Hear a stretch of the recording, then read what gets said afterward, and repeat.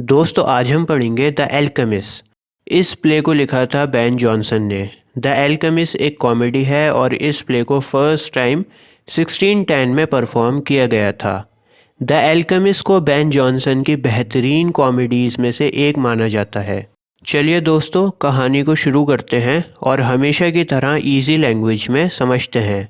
दोस्तों कहानी शुरू होती है लवविट नाम के एक इंसान से। लवविट लंदन में रहता है और लंदन में इन्फेक्शन फैल जाता है, एक प्लेग फैल जाता है। बहुत तेज़ी से बीमारियां फैलती हैं। इस वजह से सभी लोग लंदन को छोड़ कर जा रहे हैं। लवविट भी एक दिन अपने घर को अपने नौकर के हवाले छोड़कर चला जाता है। लवविट के सर्वेंट का नाम है फेस। तो लवविट फेस को जिम्मेदारी दे देता है घर को संभालने की और वहाँ से चला जाता है। फेस उस घर में खूब अय्याशियाँ करता है। फेस अपने घर में दोस्तों को भी बुला लेता है। फेस के एक दोस्त का नाम है सेटल और दूसरे दोस्त का नाम है डॉल। ये तीनों पूरे घर में राज करते हैं और खूब अय्याशियाँ करते हैं। तीनों लोग बाहर से लोगों को पकड़ पकड़ कर लाते हैं, उन्हें बेवकूफ़ बनाते हैं और उन्हें लूटते हैं। फेस की जो दोस्त है डॉल, ये प्रॉस्टिट्यूट है, अपने जिस्म का धंधा करती है। दोस्तों फेस का असली नाम है जेरेमी, लेकिन ये बात हमें प्ले के लास्ट में पता लगेगी। जेरेमी ने अपना नाम फेस इसलिए रखा है क्योंकि उसे ऐसा लगता है कि फेस नाम थोड़ा कूल है, थोड़ा स्टाइलिश है। थोड़ा स्टाइलिश बनने के लिए वो अपने नाम को चेंज कर लेता है। कभी वो अपना नाम फेस रखता है, कभी अपना नाम लंग्स भी रख लेता है। फेस मासूम लोगों को पकड़ पकड़ कर अपने घर में लाता है और उन्हें लूटता है। फेस कहता है कि मेरा दोस्त सटल डॉक्टर ऑफ एल्केमी है। दोस्तों ऐसा माना जाता है कि एल्केमी से हम किसी भी मेटल को सोना चांदी में बदल सकते हैं। कॉपर हो या ब्रास हो, उसे हम गोल्ड में बदल सकते हैं। और ऐसा भी माना जाता है कि एल्केमी से कोई भी बीमारी का ट्रीटमेंट किया जा सकता है और लोगों की ज़िंदगी को एक्सटेंड किया जा सकता है। लोगों की ज़िंदगी को बढ़ाया जा सकता है एल्केमी से। अगर मैं आसान लफ्ज़ों में समझाऊं तो जैसे हमारे इंडिया में कुछ पाखंडी बाबा होते हैं जो लोगों को बेवकूफ़ बनाते हैं, बोलते हैं कि फ्रिज में जूता रख लो तुम्हारा प्रमोशन हो जाएगा, रात को तकिए के नीचे 5 रुपए का सिक्का रख देना औलाद हो जाएगी। तो कुछ इस तरह का करैक्टर सटल का है। ये बंदा लोगों को बेवकूफ़ बनाकर पैसे हड़पता है। कभी बोलता है कि मैं तुम्हारे मेटल को गोल्ड में बदल दूंगा और कभी बोलता है कि मैं तुम्हारे अंदर मैजिकल पावर्स दे दूंगा जिससे तुम सट्टे को जीत जाओगे। ये सब बातें मैं आपको आगे बताऊंगा। तो दोस्तों फेस लोगों को कहता है कि मेरा दोस्त डॉक्टर ऑफ एल्केमी है और इस झूठ से वो लोगों को लूटता है। अब दोस्तों सटल और फेस इन दोनों में आपस में लड़ाई हो जाती है। फेस कहता है कि मैं ज़्यादा काम करता हूँ इसलिए मुझे ज़्यादा पैसा मिलना चाहिए, लेकिन सटल कहता है कि नहीं नहीं, तुम ज़्यादा काम नहीं करते, मैं ज़्यादा काम करता हूँ, इस वजह से मुझे ज़्यादा पैसा मिलना चाहिए। ये दोनों आपस में लड़ने लगते हैं। इसी बीच डॉल वहाँ पर आती है और उन दोनों को शांत करवाती है। डॉल कहती है कि तुम दोनों में से जो सबसे बड़ी स्ट्रॉ को खींचेगा आज रात में उसके साथ सोऊंगी। ड्रॉ स्ट्रॉज एक गेम होता है कुछ इस तरह का, और जो इंसान सबसे बड़ी स्ट्रॉ को खींचता है वो जीत जाता है। डॉल कहती है कि तुम दोनों लड़ना बंद करो और तुम दोनों में से जो सबसे लंबी स्ट्रॉ को खींचेगा आज मैं उसके साथ सोऊंगी। दोस्तों अब इनके घर में सबसे पहला शिकार आता है जिसका नाम है डैपर। डैपर नौजवान लॉयर क्लर्क है। डैपर सटल से आकर कहता है कि सर कुछ ऐसा करो कि मैं सट्टा जीत जाऊं, कुछ ऐसा चमत्कार करो कि मैं गैम्बलिंग में जीत जाऊं।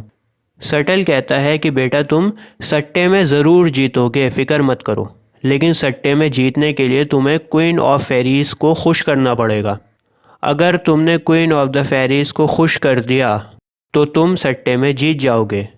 क्वीन ऑफ फेरीज़ तुम्हें सट्टे में जितवा देंगी। सटल डैपर को कुछ टोटके बताता है, कुछ अजीब अजीब रस्में बताता है करने के लिए। इन शॉर्ट उसको बेवकूफ़ बना देता है। इसके बाद दूसरा विक्टिम घर पर आता है जिसका नाम है एबल ड्रगर। ड्रगर तंबाकू की दुकान को चलाता है।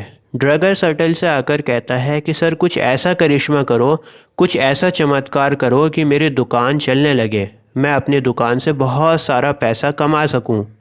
ड्रगर के बाद सर्टल के पास तीसरा शिकार आता है जिसका नाम है एपिक्योर मैमन। मैमन एक अमीर नाइट है।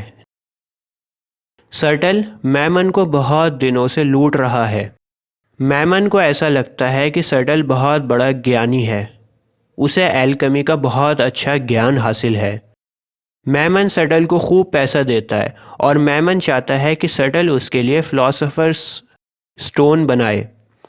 फिलोसोफर्स स्टोन दोस्तों एक ऐसा पत्थर है जिससे आप किसी भी मेटल को सोने में बदल सकते हो। तो मैमन चाहता है कि सर्टल उसके लिए फिलोसोफर्स स्टोन बनाए। मैमन सोचता है कि फिलोसोफर्स स्टोन बनने के बाद वो बहुत अमीर और ताकतवर हो जाएगा, लेकिन बेचारे को ये नहीं पता कि सर्टल उसे बेवकूफ़ बना रहा है। दोस्तों एक दिन मैमन अपने दोस्त को साथ में लेकर आता है। उसके दोस्त का नाम है सरली। सरली को सर्टल और उसके साथी फ्रॉड लगते हैं।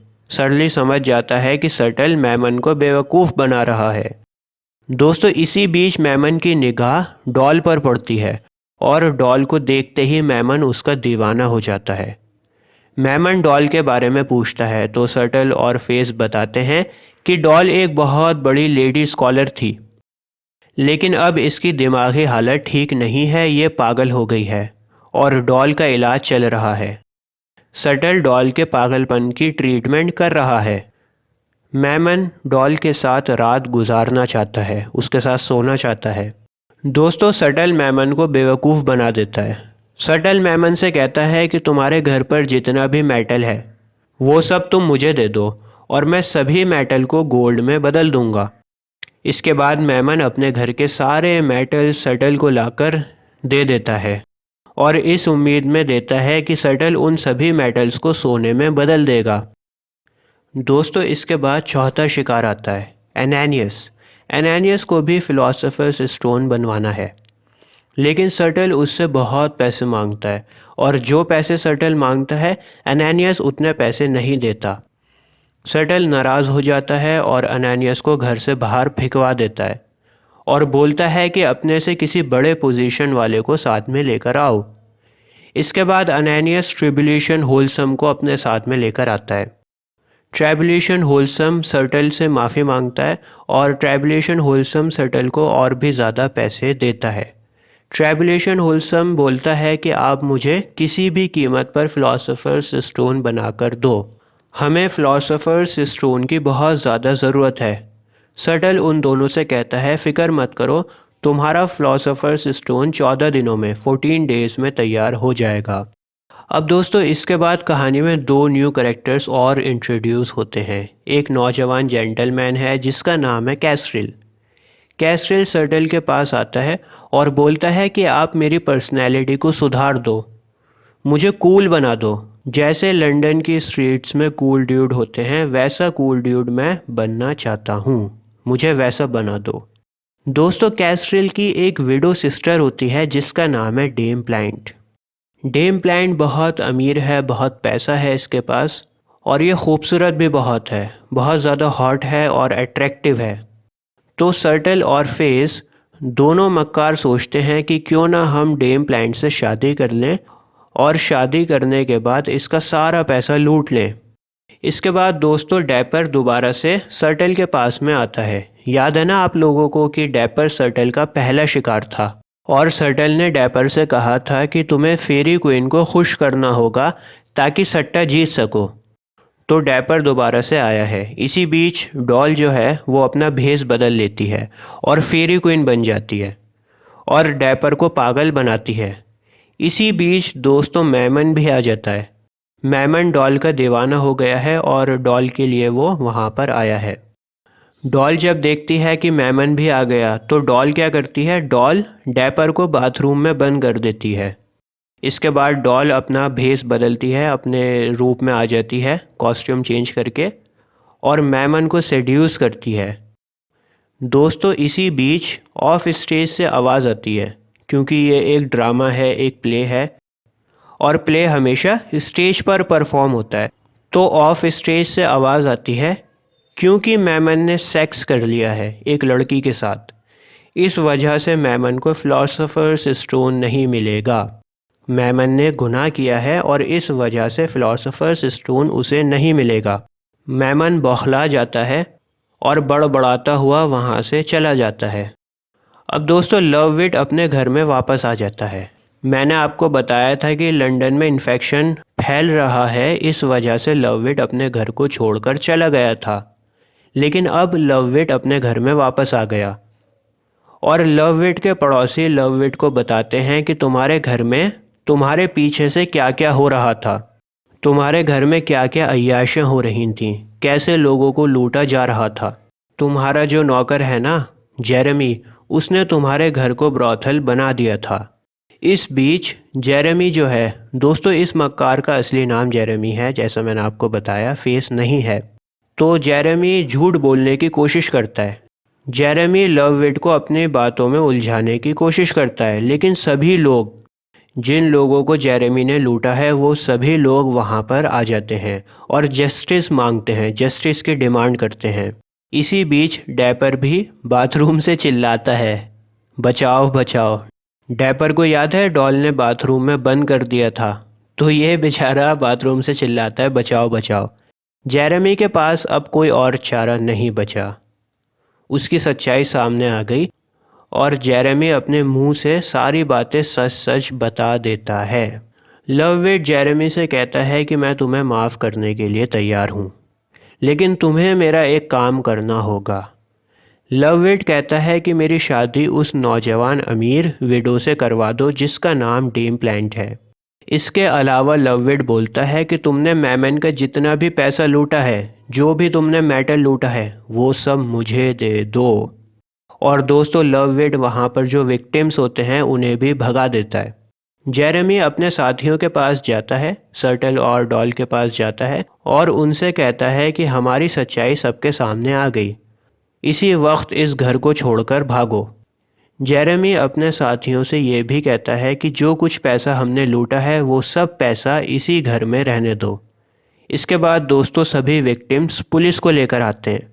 लवविट पुलिस से कहता है कि सर मुझे कुछ नहीं पता, मैं नहीं जानता कि इस घर में क्या हुआ, किसने किसको लूटा, मेरा कोई लेना देना नहीं है, मुझे कुछ नहीं पता। और लास्ट में लवविट डेम प्लांट से शादी कर लेता है और जेरेमी ने जो पैसा लूटा था वो सब पैसा भी लवविट रख लेता है।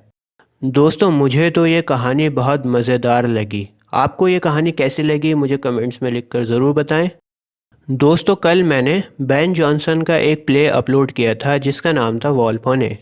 वॉलपोने भी कुछ इसी तरह का है। वॉलपोने में भी दो कैरेक्टर्स होते हैं, मॉस्का और वॉलपोने, और ये दोनों मिलकर सभी लोगों को पागल बनाते हैं। अगर आप चाहें तो वॉलपोने को भी देख सकते हैं, बहुत मज़ेदार प्ले है। मिलते हैं आपसे अगली वीडियो में। जय हिंद।